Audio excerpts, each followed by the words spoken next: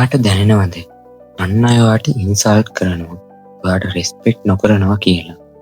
ඉතින් මම ඔයාලකින් අහනවා, ඔයාටම රෙස්පෙක්ට් කරනවද කියලා? ඒ කියන්නේ ඔයාගේ ජීවිතයට වටිනාකමක් දීලා ඔයාගේ ජීවිතේ සාර්ථක කරගන්න මහන්සි වෙනවද කියලා? ඉතින් ඔයාටම රෙස්පෙක්ට් නොකරනකොට ලෝකේ අනිත් අය කොහොමද ඔයාට රෙස්පෙක්ට් කරන්නේ? අද මම මේ වීඩියෝ එකෙන් කතා කරන්නේ අපේ සෙල්ෆ් රෙස්පෙක්ට් එක හදාගන්න පුළුවන් ටිප්ස් 7ක් ගැන. එහෙනම් අපි ඉන්ට්‍රෝ එකට ගිහින් ඇවිල්ලා යමු වීඩියෝ එකට.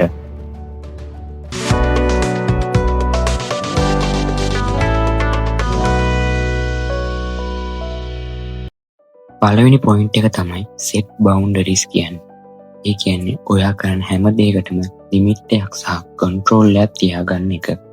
ඔයා නොයෙකුත් අනවශ්‍ය දේවල් වලට limitations නොදාගත්තොත් වෙන්නේ ඔයාගේ කාලය, ශක්තිය හා ඔයාගේ ගෞරවය නැති වී යාමයි.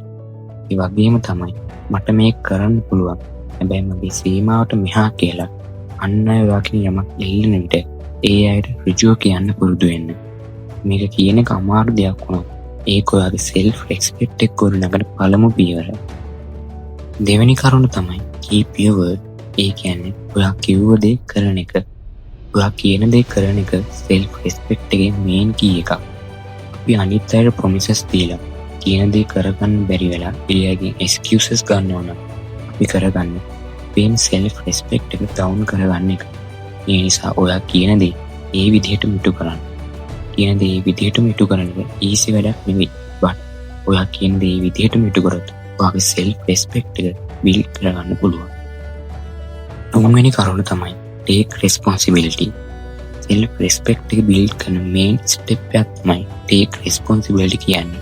අපේ වැරදි වලට අනිත් අයට blame නොකර වැරද්ද පිළිගෙන ඒ හදා ගැනීම එක් විදිහකට අපිට take responsibility කියලා හඳුන්වන්න පුළුවන්. exam එක fail වුණාම සර් හොඳට ටීච් කරේ නැහැ කියලා කියනවා වෙනුවට self respect එක තියාගෙන මම හරියට ඉගෙන ගත්තේ නැහැ, next time මම double effort දාලා වැඩේ කොට දාගන්නවා කියන එක තමයි අපි කියන්න ඕනේ. මේ විදිහට ඔයා responsibility එක ගත්තොත් ඉබේටම confidence එකත් build වෙනවා. හතරවෙනි කරුණ තමයි work on yourself. self respect එක කියන්නේ අනිත් අයගෙන් ලබා ගන්න පුළුවන් දෙයක් නෙවෙයි. ඒ build කරගන්න ඕනේ තමයි. ඒකට main key එක තමයි work on yourself කියන්නේ. work on yourself අපිට මෙහෙම හඳුන්වන්න පුළුවන්. අපිට physically strong වෙන්න නම් gym එකට යන්න, කැමති ස්පෝර්ට් එකක් කරන්න පුළුවන්. mentally sharp වෙන්න නම් පොත් කියවන්න සහ තම හැකියාව දියුණු කරගන්න පුළුවන්. ඒ වගේම spiritual calm වෙන්න නම් අපිට භාවනා කරන්න පුළුවන්. ඒ වගේම තමයි තමන්ගේ වැඩ කල් දාන්න නැතුව එදිනෙදා වැඩ එදිනම නිම කිරීමේ මෙම් work on yourself කරුණට බලපානවා.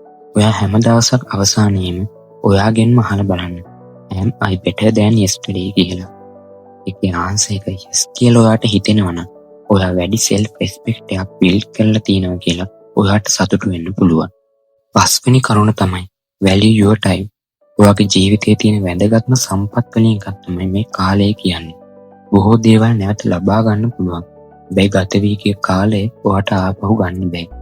ඒ නිසා තමයි ඔයා කාලයට වටිනාකමක් දෙන්න කියන්නේ. ඔයා කාලය අනිසි දේවල් වලට, වැරදි මිනිසුන්ට, ඔයාගේ අරමුණට ගැළපෙන්නේ නැති දේවල් වලට වැය කරනවා නම් ඔයාට self respect එක ගොඩනගා ගන්න අපහසු වෙනවා. self respect එක තියෙන කෙනෙක් තම කාලය පාලනය කරනවා මෙන්න.